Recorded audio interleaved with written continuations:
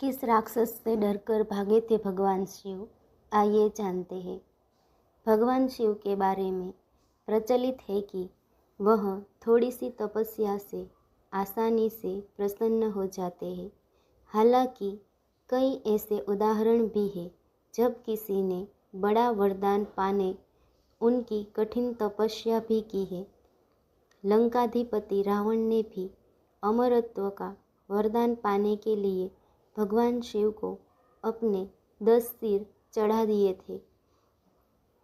भगवान शिव से जुड़ी ऐसी ही एक और कहानी है जिसमें एक राक्षस ने शिवजी की घोर तपस्या कर उन्हें प्रसन्न किया था।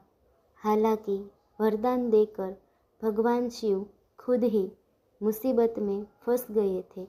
बाद में भगवान विष्णु ने उन्हें इस मुसीबत से छुटकारा